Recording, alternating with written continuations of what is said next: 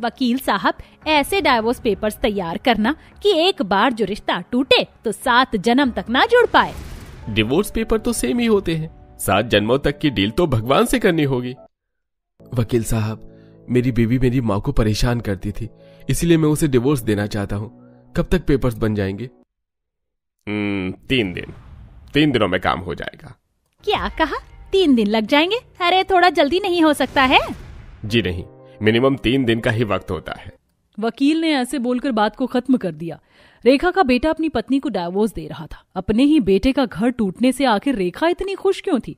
अनुपम तो देखने से उदास लग रहा था। आखिर बात क्या थी जो नौबत इस हद तक आ गई थी? जानने के लिए चलिए कहानी में पीछे चलते हैं।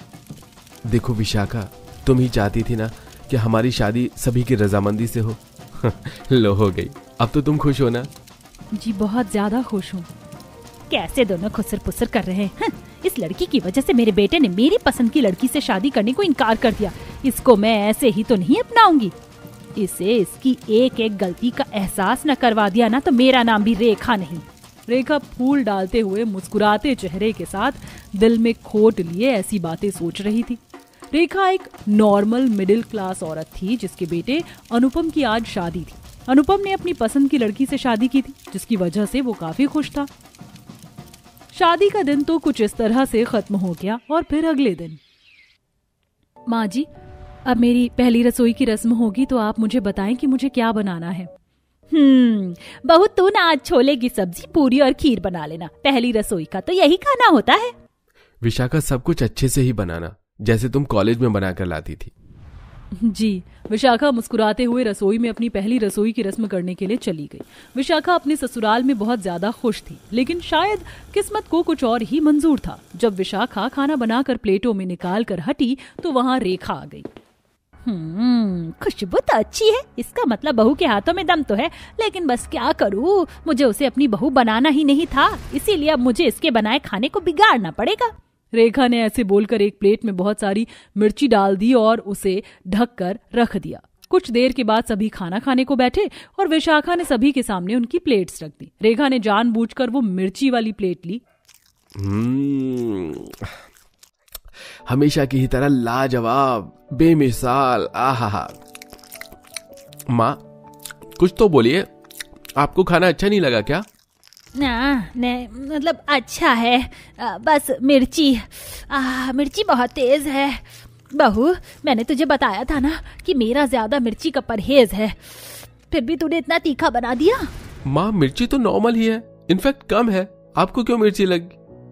माँ, ये तो पूरी सब्जी लाल हो रखी है। विशाखा, क्या है ये सब कुछ? माँ की प्लेट में इतनी मिर्ची कैसे है? क्या कहा? मिर्ची? लेकिन मैंने तो। रहने दे बहू, ऐसा तो नहीं होगा कि सारी हनिया की मिर्ची मेरी ही प्लेट में आ जाएंगी। लेकिन वैसे क्या ही कहूँ, आगे से ना करना। मैं ऐसी सास नहीं हूँ जो घर में पॉलिटिक्स खेलूं। पर विशाखा ने अपनी बात कहनी चाहिए, लेकिन अनुपम और रेखा दोनों ही वहां से चले गए। विशाखा को समझ नहीं आ रहा था कि आखिर उसकी सास की प्लेट में मिर्ची कैसे तेज हो गई थी। ऐसे ही एक दिन, माँ जी, खाना बिल्कुल तैयार है, आप कहें तो आपको ला दूं? नहीं, बिल्कुल भी मन नहीं। जी।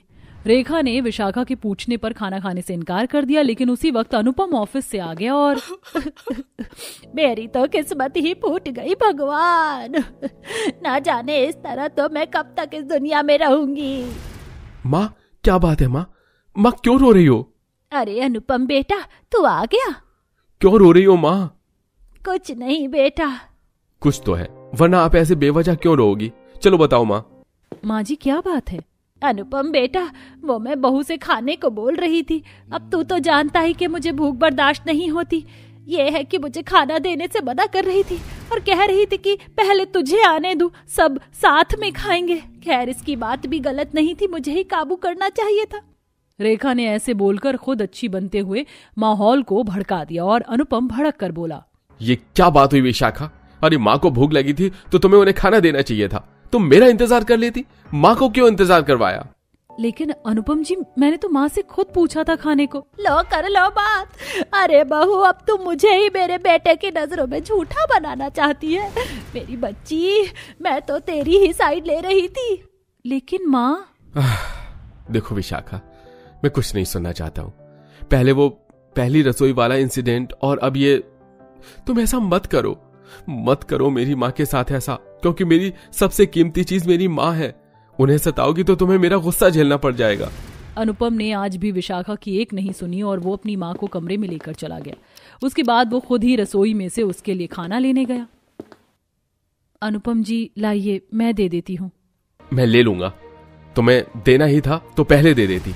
अनुपम आज बहुत ज्यादा गुस्से में था। उसने ऐसे ही विशाखा के ऊपर गुस्सा दिखाया और उसकी एक नहीं सुनी। रेखा बड़ी ही समझदारी से विशाखा को अपनी चालों में फंसा रही थी। ऐसे ही एक दिन रेखा ने विशाखा से गर्म पानी मांगा और जैसे ही विशाखा पानी लाई तो उसने जानबूझकर उसे अपने ऊपर गिरा लिया। माँ जी, क्या हुआ? हे भगवान! क्या कर रही हो विशाखा? कोई काम तो ढंग से किया करो। माँ उठो, ठंडा पानी डलवाओ। विशाखा बेटा, अभी और कितने दर्द देगी तो मुझे। माँ जी। अनुपम आज भी विशाखा को घूर रहा था और रेखा बड़ी ही चालाकी से दोनों पति पत्नी के बीच में दीवार बना रही थी, जो दोनों में से एक भी नहीं समझ पा रहा था। ऐसे ही सिलसिला जारी था कि एक दिन सुबह के वक्त जब विशाखा सीढ़ियां साफ कर रही थी, तभी रेखा ने सीढ़ियों पर से अपने आप को जानबूझकर गिरा दिया। माँ जी! क्या हुआ विशाखा? माँ! अनुपम जल्दी से अपनी गिरी हुई माँ को उठाने को भागा और फिर ऐसे ही कुछ देर बाद। माँ, क्या हुआ था आपको? आप कैसे गिर गईं? बेटा, मैं तेरी शादी खराब नहीं करना चाहती हूँ, लेकिन पता नहीं विशाखा को मुझसे क्या दिक्कत है। इसी ने मुझे सीढ़ियों से धक्का मारा जिससे मैं गिर गई। बेटा, मैं ऐसा चाहती तो नहीं थी, लेकिन आज की घटना के बाद मुझे ऐसा लग रहा है कि ये मुझे स्वर्गवासी करना चाहती है। तो इसे ले जा। तू चाहे इसके लिए अपनी माँ को छोड़ दे, लेकिन मुझे इसके साथ मत रख। माँ जी, ये आप क्या बोल रही हैं? बस विशाखा, बस। अनुपम जी, सच में मैंने। क्यों करती हो तुम ऐसा? क्या बिगाड़ा है मेरी माँ ने तुम्हारा? मैंने तुम्हें पहले भी समझाया था ना कि मेरे लिए मेरी माँ से ज्यादा कोई नहीं है, लेकिन तुम्हें बात समझ नहीं आई। अब तुम निकल जाओ मेरे घर से। अनुपम जी, पर। निकलो, डिवोर्स के पेपर तुम्हारे घर पहुंच जाएंगे। अनुपम ने विशाखा की एक नहीं सुनी और उसे घर से निकाल दिया। वहीं रेखा मन ही मन खुशी से फूले नहीं समा रही थी। अगले ही दिन वकील को बुलाया गया। वकील साहब, ऐसे डाइवोर्स पेपर्स तैयार करना कि एक बार जो रिश्ता टूटे तो 7 जन्म तक ना जुड़ पाए।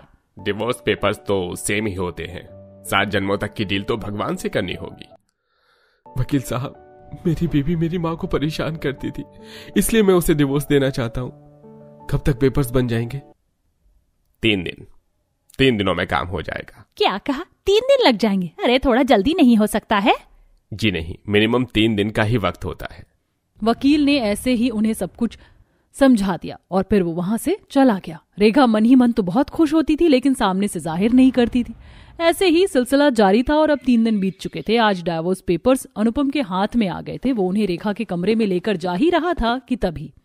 माँ किसी से बात कर रही हैं। अरे बस तुझे क्या ही बताऊं, मैंने तो ऐसी चाल खेली है कि अब वो लड़की कभी अनुपम के दिल पर नहीं चढ़ेगी। सीढ़ियों से गिरकर दर्द तो बहुत हुआ, लेकिन हड्डी टुटवाने से अगर वो लड़की मेरे बेटे की जिंदगी से चली जाएगी तो मुझे मंजूर है। माँ! रुक, अनुपम आ गया, मैं बाद में बात करती हूँ। मेरे बच्चे, बोल, ये क्या है? पेपर्स आ गए?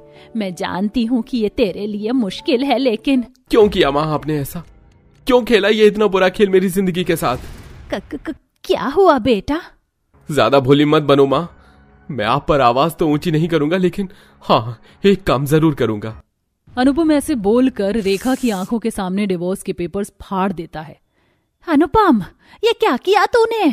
वही जो सही था माँ, आपकी सच्चाई मेरे सामने है। आपने मेरी भोली सी पत्नी को फंसाया है, लेकिन अब और नहीं। मैं जा रहा हूँ विशाखा को लेने। पहले मैं उसे समझाता था, अब आपको समझाऊंगा। मेरे लिए विशाखा भी एक बड़ी जिम्मेदारी है, और अगर अब आपने कुछ भी किया तो मुझसे बुरा कोई नहीं होगा। अनुपम की बात सुनकर रेखा बस जमी हुई सी रह गई। अनुपम विशाखा को उसके मायके से लेकर आया और उसे वो सम्मान दिया जिसकी वो हकदार थी। अब पोल खुल जाने से रेखा भी सुधर गई थी और अब सब कुछ ठीक हो चुका था। उफ, इस कांच को भी अभी गिरना था। अभी तो मुझे बहुत सारा काम करना था। खून निकल रहा है। हे भगवान, शीतल तुमने क्या कर लिया? तुम्हारे पांव से तो खून निकल रहा है। जल्दी से यहाँ पर बैठो, मैं कांच निकाल देता हूँ। फिर राघव कांच निकालता है, इतने में मालिक आता है। अरे शीतल, तुम्हें लग गई? देखो अभी भी वक्त है, मान जाओ फैक्ट्री में रहना ठीक नहीं है, तो तुम यहाँ से जा सकती हो अपने पूरे ससुराल के साथ। कांच लगने से अगर हम सब यहाँ से चले जाएंगे तो दर दर की ठोकर फिर से खाने को मिल जाएगी, और हम सब कहाँ रहेंगे? नहीं नहीं, चाहे मजबूरी ही सही, हम सब यहीं रहेंगे, कम से कम कुछ दिनों के लिए छत तो है। नहीं नहीं साहब, हम सब यहीं रहेंगे, कहीं नहीं जाएंगे। अगली बार से मैं और मेरा परिवार भी ख्याल रखेगा। अगर तुम्हारी यही इच्छा है तो यही सही। ये कहकर मालिक चला जाता है। आखिर शीतल और उसके परिवार की ऐसी क्या मजबूरी थी कि वो लोग कांच की फैक्ट्री में रहने को मोहताज हो गए? वो जगह जोखिम भरी थी। आइए जानने के लिए कहानी में कुछ समय पीछे चलते हैं, जहां गरीब परिवार मामूली सी किराए की छोटी सी झोपड़ी में रह रहा होता है और शुरू से ही 2 वक्त की रोटी के लिए संघर्ष करता है। ओहो, ये मुझे क्या हो गया है? वैसे ही मैंने पानी वाली दाल बनाई थी और वो भी और ज्यादा जल गई। ओ बहू, ध्यान से काम करना था ना। एक तो वैसे ही गरीबी के दिन आ गए हैं, कभी सूखी रोटी खानी पड़ रही है, कभी जरा जरा से आलू की सब्जी। पेट भरकर इतने दिन से कोई खाना ही नहीं खा रहा। सोचा दाल चावल सब ढंग से खाएंगे, लेकिन वो भी नसीब में नहीं हुआ। कोई बात नहीं माँ जी, आप परेशान मत होइए। 4-5 लहसुन रखे हैं, मैं अभी पीस कर चटनी बना देती हूँ। हाँ बहू, ये तुमने ठीक किया, क्योंकि टीटू बच्चा है, वो लहसुन की तीखी चटनी नहीं खा पाएगा, उसको दाल दे देना।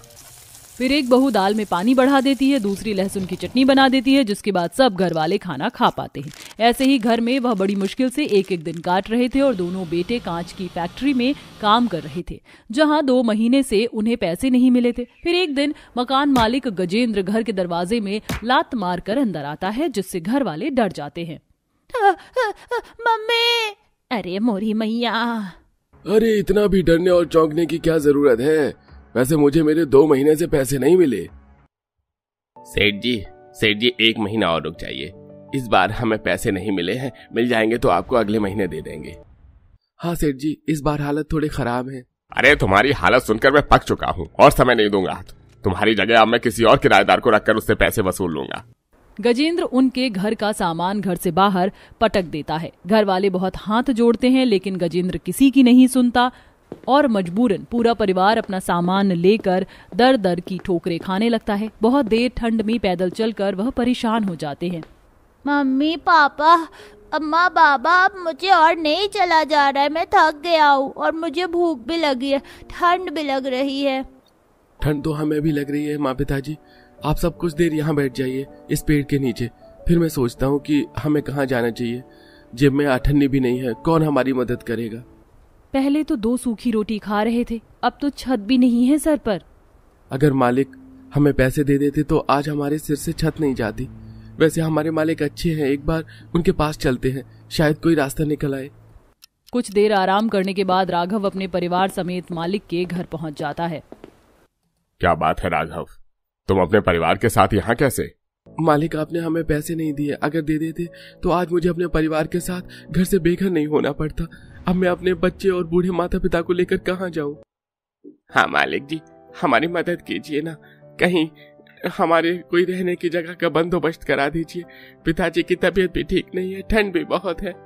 मैं जानता हूँ मेरा काम मंदा होने की वजह से मैंने 2 महीने से तुम्हें पगार नहीं दी, लेकिन मेरे पास रहने की कोई जगह नहीं है। हाँ, लेकिन फैक्ट्री में है, पर तुम जानते हो वो कांच की फैक्ट्री है। अगर तुम सब वहाँ रह सकते हो तो रह लो। हाँ साहब, हम उस कांच की फैक्ट्री में रह लेंगे। देखो ये जोखिम भरी जगह है, क्या सच में तुम सब रह लोगे? हाँ मालिक जी, बहुत सोच समझ कर आपको जवाब दिया है। आप मुझे काम पर रख लेना। और मालिक जी, मैं भी काम करूंगी। ठीक है, आप सब रहोगे तो आप दोनों की आधी आधी तनख्वाह मैं काट लूंगा। उन दोनों की तनख्वाह पूरी दूंगा और काम अभी मंदा है तो 2 महीने बाद पगार दे पाऊंगा। जी मालिक, हमें मंजूर है, आपका बहुत बहुत शुक्रिया।